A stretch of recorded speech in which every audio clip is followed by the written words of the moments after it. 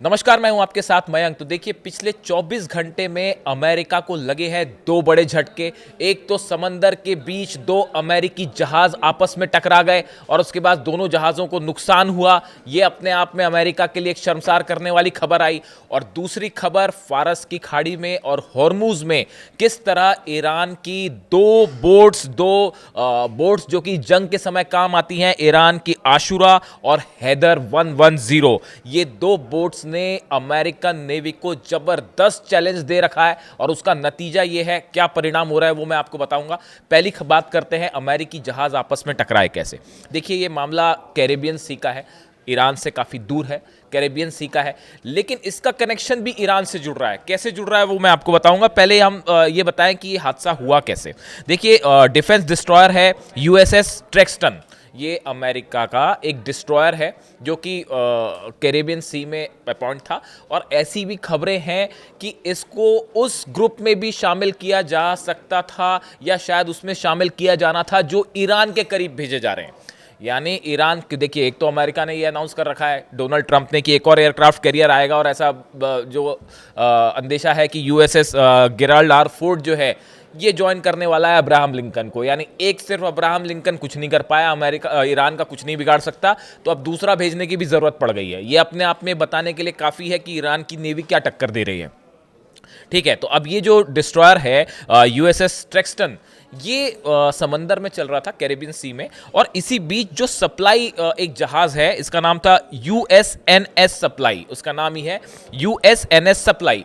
समंदर के बीच इस डिस्ट्रॉयर पे तेल रिफ्यूलिंग का काम हो रहा था, तेल भरा जा रहा था। देखिए, समंदर में और आसमान में अमेरिकी जेट्स सब तरफ हैं और वो रिफ्यूलिंग के काम होते हैं। लंबी जब दूरी जानी होती है तो बीच में रिफ्यूलिंग कर रहा था। इसी दौरान कुछ बैलेंस बिगड़ा या जो भी मिसकम्युनिकेशन हुआ और दोनों जहाज़ आपस में टकरा गए। दोनों जहाज़ों को खासा नुकसान भी हुआ और कई लोग उसमें जो नौसैनिक सवार थे वो कई घायल भी हुए, जो अस्पताल में भर्ती हैं, उनका इलाज चल रहा है।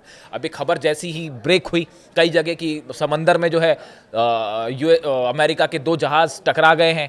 और जब ये खबर स्टार्ट हुई तो सबसे पहले सबको ये लगा, सोशल मीडिया पे अचानक से खबर फैल गई कि भाई कहीं ईरान ने हमला तो नहीं कर दिया और कोई यूएस के दो शिप तो नहीं डुबा दिया। आप देखिए कैसे किस तरह का खौफ जो है वो है देखा जाता है। और वो खबरें एकदम से फैल गई कल कि ये दो जहाज़ अमेरिका के टकरा गए हैं, दो जहाज़ तबाह हो गए हैं, इस तरह की खबरें चल पड़ी। हालांकि जहाज तबाह नहीं हुए, टकराए, उनको आपस में नुकसान हुआ और जो लोग घायल हैं उनका इलाज चल रहा है। अब इसमें से जो एक डिस्ट्रॉयर है यूएसएस ट्रेक्सटन, ये बताया जा रहा है कि ये ज्वाइन कर सकता था उस ग्रुप को जो कि मिडिल ईस्ट भेजा जाना है। अब हकीकत क्या है वो पता चलेगी।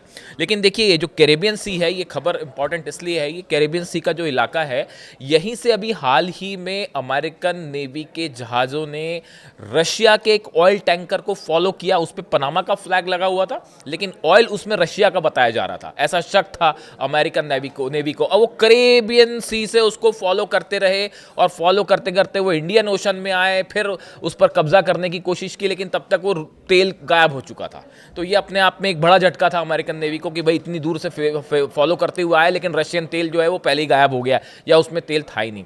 तो देखिए, कहने का मतलब ये है कि वेनेजुएला ऑपरेशन के दौरान भी अमेरिका ने कैरेबियन सी में अपने कई जहाज तैनात कर रखे थे और वो बड़ा आपाधापी मची हुई है, इसको फॉलो कर रहे हैं, उसको फॉलो कर रहे हैं। उस चक्कर में जो है अल्टीमेटली ये दो जहाज आपस में टकरा गए। ये बात हो गई कि अमेरिकी जो जहाज टकराए उसकी। अब देखिए, दूसरी बात करते हैं हम फारस की खाड़ी में और हॉर्मूज में। कैसे स्ट्रेट ऑफ हॉर्मूज में ईरान की दो बोट्स, खास तौर पर अगर हम बात करें ईरान की आशुरा और ईरान की हैदर 110, ये दो बोट्स ने किस तरह पूरी अमेरिकन नेवी को बड़ा चैलेंज दे रखा है। देखिए, ये पहले हम इसकी बात करें, फिर उस प्लान की बात करेंगे और शायद यही वजह है कि अब तक अमेरिका आखिर हमला क्यों नहीं कर पाया और क्यों दूसरा एयरक्राफ्ट कैरियर जो है वो भेजने की नौबत आ गई है। देखिए, ईरान की जो आशुरा है class boat, Islamic revolutionary guard corps यानी आईआरजीसी की, इसने इस बोट को डेवलप किया है और ये इसका इस्तेमाल करते हैं। ये सबसे तेज और फुर्तीली बोट्स में से एक माना जाता है जो समंदर में कोई भी नेवी इस्तेमाल करती है। इसकी रफ्तार 200 किलोमीटर प्रति घंटा हो जाती है। इसमें एंटी शिप मिसाइल्स हैं और ये रडार पे अपने सिग्नल बंद करके रडार से गायब भी हो जाती है। ये बात हुई आशुरा की। अब बात करते हैं हैदर 110 की। यह एक बेहद आधुनिक अति तेज मिसाइल बोट है जिसे आईआरजीसी ने तैयार किया है, और ये भी 200 किलोमीटर प्रति घंटा यानी कम से कम 110 नॉट्स की स्पीड से जो है वो समंदर में चल सकती है, और दुनिया की सबसे फास्ट लड़ाकू बोट्स में से एक मानी जाती है। और इन सब में जो है इस पे भी जो एंटी शिप मिसाइल्स तैनात हैं, और अब ये भी कहा जा रहा है कि ये जो एंटी शिप मिसाइल्स हैं ये कई सारी मिसाइल्स चाइना ने भी प्रोवाइड की है। अब देखिए प्लान क्या तैयार किया गया। जो प्लान ईरान ने तैयार किया, ईरान के पास एयरक्राफ्ट कैरियर नहीं है, वो अब्राहम लिंकन है, यूएसएस गेराल्ड आर फोर्ड दूसरा एयरक्राफ्ट कैरियर भेजा जा रहा है। लेकिन जो नौसेना से जुड़े एक्सपर्ट्स बता रहे हैं कि ईरान ने प्लान तैयार किया है कि ये जो आशुरा और हैदर 110 बोट्स हैं, ऐसी करीब 100 से ज़्यादा बोट्स जो है वो हार्मूज में और फारस की खाड़ी में ऑलरेडी उतार दी गई हैं।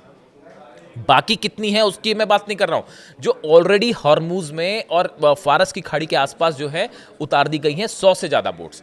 इन सब में एंटी शिप मिसाइल्स लगी हुई हैं।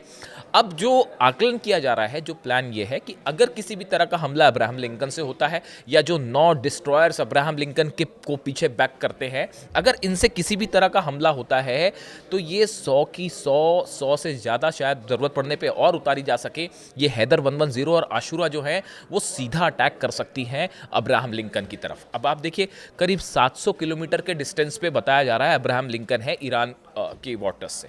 700 किलोमीटर बहुत ज़्यादा डिस्टेंस नहीं है, और ऐसे हालात में अगर 200 किलोमीटर प्रति घंटे की रफ्तार से आप देखिए कि 100 बोट्स एक साथ आगे बढ़ें, सब में एंटी शिप मिसाइल्स हैं और सब एक साथ मिसाइल्स फायर करें, तो बताया जाता है कि ईरान के डिफेंस को उसको अमेरिका के जो डिफेंस हैं उसको रोकना मुश्किल हो जाएगा, और अब्राहम लिंकन को बचाना यहाँ पर मुश्किल हो जाएगा। देखिए ये इस तरह का प्लान पहले भी एक बार आजमाया जा चुका है, जिसमें कई बार जहाज़ों को बड़ा नुकसान देखा गया समंदर में, और इसको एक प्लान खास तौर पे इस प्लान के रूप में जाना जाता है इसको। और देखिए इसके साथ अगर बैक हो जाए ड्रोन्स का भी और मिसाइल्स का भी। अब आप देखिए समंदर में, अरे फारस की खाड़ी और हॉर्मूज का वो इलाका है जो ईरान का अपना घर है, ईरान किंग है वहाँ का। आप वहाँ की एक एक चीज़ चप्पे चप्पे से ईरान वाकिफ़ है। वहाँ पे जाके उसको हराना जो है वो ऐसा है कि शेर की मान में जाके शेर से लड़ना उससे उससे आसान मुश्किल काम है, मतलब उसी की तरह है वो, कि आप जो है शेर की मान में घुसें और उसको चैलेंज करें, उससे लड़ें, मुश्किल हो जाएगी अमेरिका के लिए।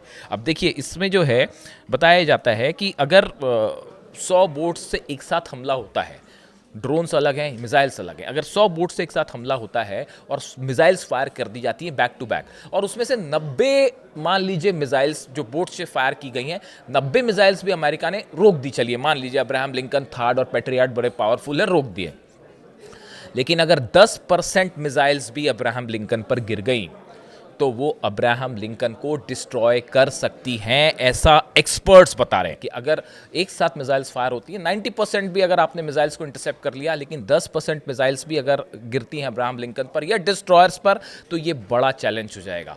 और देखिए यही वजह है अब तक कि एक अब्राहम लिंकन अपने आप में बताया जाता है कि चलता फिरता जो है वो पूरा युद्ध का मैदान है। उसमें तरह तरह के फाइटर जेट्स हैं, 90 तो उसमें F-35 और F-16 जेट्स हैं, मिसाइल्स हैं, टॉमहॉक मिसाइल्स हैं। इतना सब होने के बाद भी एक अगर एयरक्राफ्ट कैरियर देखिए हिम्मत नहीं कर पाया अमेरिका हमला करने की। अब गेराल्ड आर फोर्ड भी भेजा जा रहा है, और ये भी कहा जा रहा है कि शायद एक तीसरा एयरक्राफ्ट कैरियर भी पीछे से आएगा। लेकिन जो बात तय है वो बात तय ये है कि अमेरिका ने अपना डिप्लॉयमेंट और बढ़ा दिया है, खासकर नेतन्याहू और ट्रंप की मुलाकात के बाद। भले दूसरे दौर की बातचीत हो रही हो न्यूक्लियर एनरिचमेंट को लेकर, लेकिन अमेरिका ने जिस तरह से अपना डिप्लॉयमेंट बढ़ाया है, ये इशारा करता है कि आने वाले कुछ दिनों में एक बड़ी जंग की शुरुआत हो सकती है, और शायद सिर्फ टाइम का इंतज़ार हो रहा है। जैसे कि रूस के विदेश मंत्री लावरोव कह रहे थे कि टाइम बॉम्ब इज टिकिंग, उसी तरफ इशारा है। लेकिन ये जो पूरा इलाका है फारस का और हॉर्मूज का, यहाँ पे एक बड़ी जंग होना तय है, इसमें कोई शक नहीं है। ये बात अमेरिका भी अच्छे से जानता है कि यहाँ ईरान को चैलेंज करना मुश्किल है, और अगर ईरान कभी भी कुछ भी कर सकता है। यही वजह है कि अपने शिप्स को आदेश दिया अमेरिका ने कि यहाँ से जो कमर्शियल शिप्स जा रहे हैं खासकर होर्मुज से, वो जो है ईरान की सीमा से, ईरान के वाटर्स से दूर रहें। और अगर किसी तरह का कोई अटैक होता है ईरान की तरफ से या ईरान कोई कैप्चर करता है तो आप उसको किसी तरह का रिटेलिएशन ना करें, उसको प्रोटेस्ट ना करें। यानी आप देखिए कितना बड़ा खौफ है हुर्मुज के इलाके में और फारस की खाड़ी में। इस हॉर्मुज और फारस से जुड़े जो भी अपडेट है मैं आप तक पहुंचाऊंगा, लेकिन फ़िलहाल हालात ऐसे हैं। जो पिछला हमला हुआ, जो ब्लास्ट हुए हैं ईरान की सेना के काफिले पर जो हमला हुआ है, बताया जा रहा है कि इसका जवाब देने की बड़ी तैयारी हो रही है ईरान में। और एक बार फिर मैं रिपीट कर रहा हूं कि जल्दी ही कोई बड़ा रिएक्शन देखने को मिल सकता है इजराइल के ऊपर। हालात पर नज़र है, इससे जुड़ा जो भी अपडेट होगा मैं आप तक पहुंचाऊंगा। कमेंट करके बताइए वीडियो कैसा लगा। Thank you so much.